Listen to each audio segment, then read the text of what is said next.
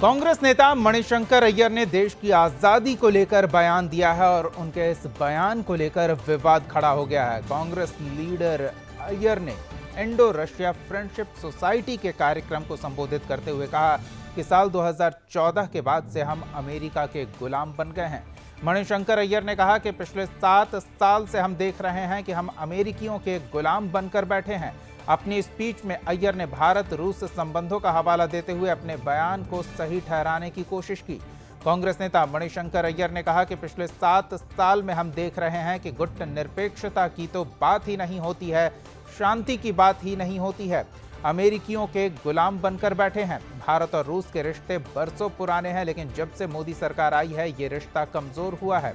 2014 तक रूस के साथ हमारे जो संबंध हुआ करते थे वो काफी कम हो चुके हैं, उसमें काफी चोट लगी है। की तो बात ही नहीं होती है। पिछले 7 साल में हम देख रहे हैं कि गुट निरपेक्षता की तो बात ही नहीं होती है, कि शांति की बात ही नहीं होती है, कि अमेरिकनों के गुलाम बनकर बैठे हैं। पिछले 7 साल में हम देख रहे हैं कि गुट निरपेक्षता की तो बात ही नहीं होती है, कि शांति की बात ही नहीं होती है, कि अमेरिकनों के गुलाम बनकर बैठे हैं। पिछले 7 साल में हम देख रहे हैं कि गुट निरपेक्षता की तो बात ही नहीं होती है, कि शांति की बात ही नहीं होती है, कि अमेरिकनों के गुलाम बनकर बैठे हैं।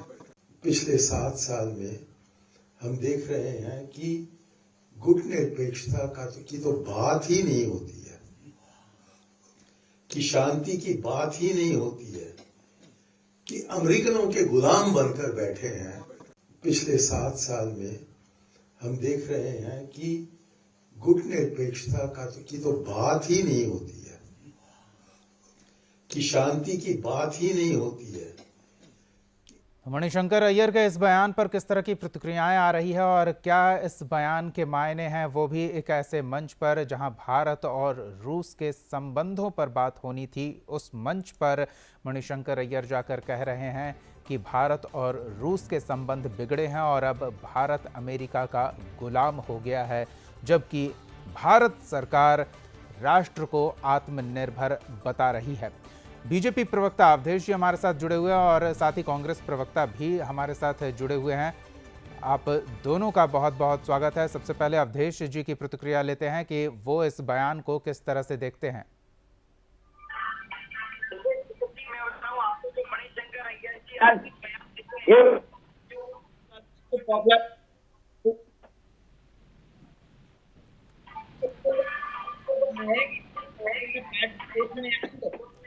इनकी तो आजादी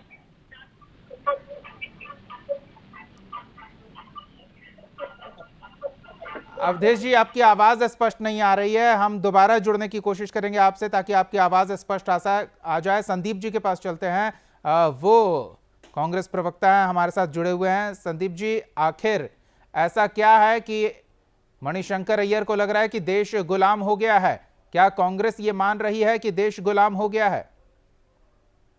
देखिए, देश गुलाम हो गया कांग्रेस तो ये नहीं मानती है, लेकिन जो आजादी के पैमाने होते हैं वो उन पैमानों पर हम बहुत नीचे गए हैं। और जिस परिप्रेक्ष्य में मणिशंकर अय्यर जी कह रहे हैं उस परिप्रेक्ष्य को समझने की जरूरत है। वो परिप्रेक्ष्य ये है कि हमारा रसिया कभी इस तरीके का मित्र होता था, जो मित्रता होती थी जिसमें जो स्वार्थ नहीं था।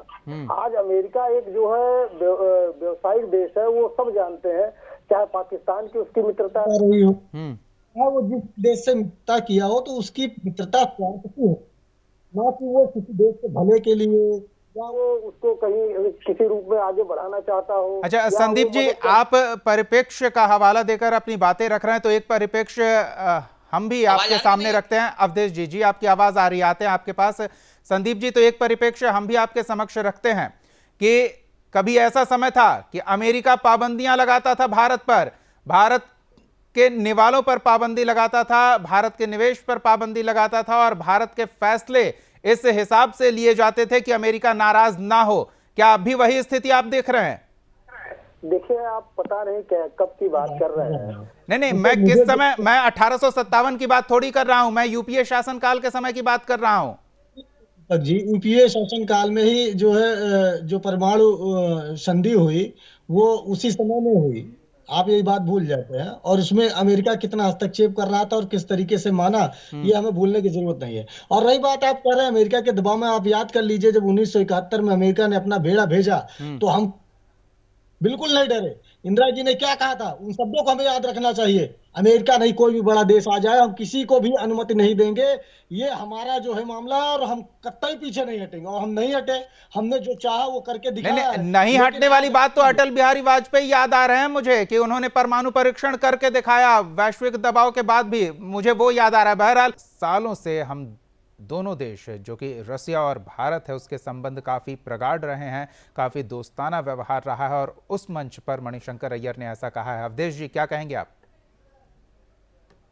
इस प्रकार भारतीय जनता पार्टी की देश में क्या पूरे विश्व में जो लोकप्रियता बढ़ रही है, उस लोकप्रियता को देखकर जितना भी महागठबंधन गैंग के लोग हैं, चाहे कांग्रेस हो या और भी कोई इनके सहयोगी दल हो, वो सभी बौखलाए हुए हैं। और ये जो आए दिन उल्टे सीधे बयान दे रहे हैं, कभी हिंदुओं के प्रति, ठीक है, कभी मोदी जी के प्रति, कभी भारतीय जनता पार्टी के प्रति, ये केवल इनकी बौखलाहट को दर्शाता है।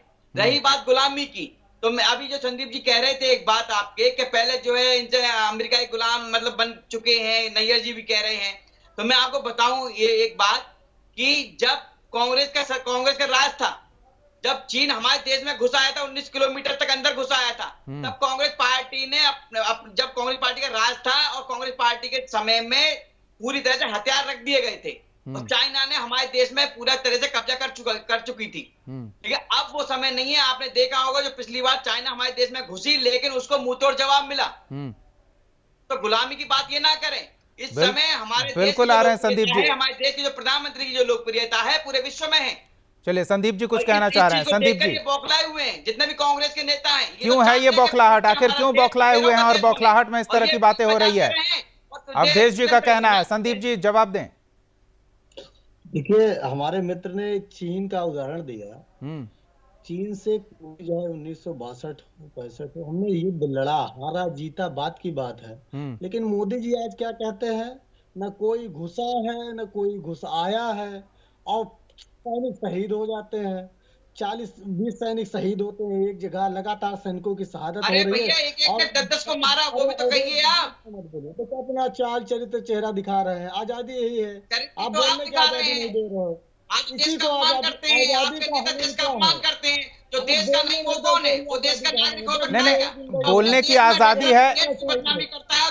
संदीप जी एक, अवधेश जी एक मिनट, अवधेश जी एक मिनट, इनकी बातें हैं, इन्हें बोलने की आप आजादी नहीं दे रहे हैं। लेकिन संदीप जी, क्या अगर बोलने की आजादी दी जाए तो इसका मतलब यह है कि आप अपने वीर जवानों को अपमानित करें, आप देश की संप्रभुता को अपमान करें, देश के आत्मनिर्भरता को अपमानित करें और इस तरह से गुलाम बताएं देश को? आपको यह अच्छा लगता है?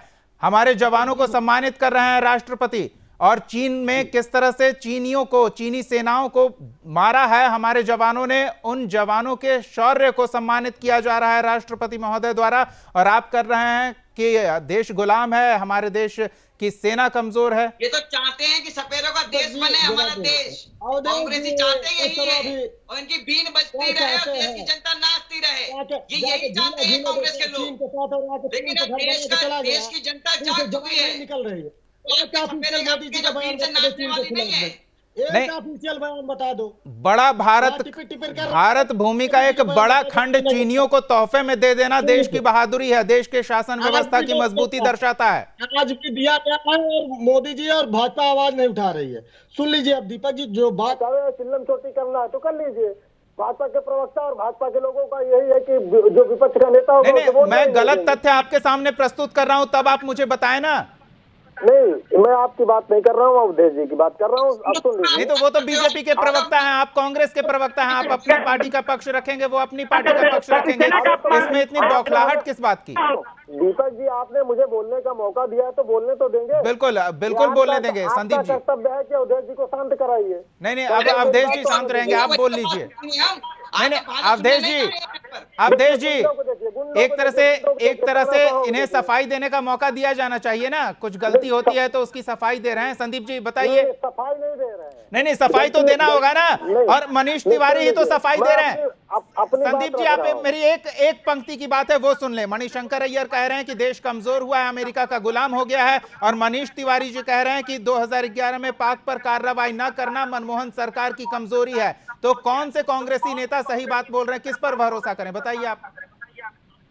देखिए, पहली बात दीपक जी आप समझिए, जैसे हमने बताया कि बोलने की स्वतंत्रता, तो वो स्वतंत्रता मनीष तिवारी जी को भी है, मणिशंकर को भी उसी पर। लेकिन देश की संप्रभुता के साथ, देश के सम्मान के साथ समझौता करने की, बोलने की स्वतंत्रता क्यों है किसी को? दीपक जी बोलने दीजिए।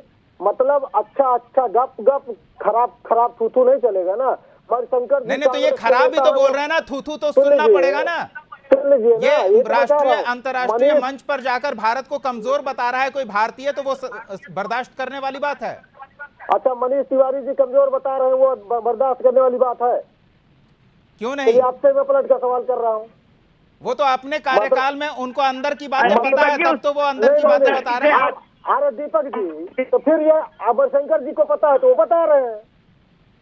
उन्हें कैसे पता है कि इस सरकार में क्या काम हो रहा है? क्यों नहीं है? कई कमेटियों में वो सदस्य है। नहीं, क्या आपको पता है कि रूस हमें हथियार दे रहा है? कोई दुश्मन अगर देश है, किसी देश से रिश्ते खराब हो जाएंगे तो वो आपको हथियार देगा, वो भी अत्याधुनिक हथियार। अमेरिका हमें हथियार नहीं मुहैया करा रहा है, और जो अन्य रिश्ते हैं वो और मजबूत ही हो रहे हैं।